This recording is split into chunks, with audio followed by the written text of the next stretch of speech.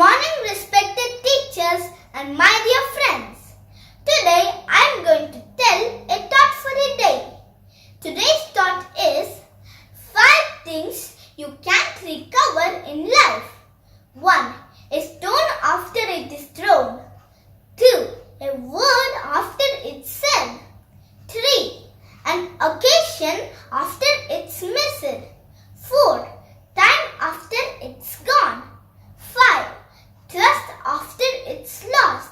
I repeat, 5 things you can't recover in life. 1. A stone after it's thrown. 2. A word after it's said. 3. An occasion after it's missed. 4.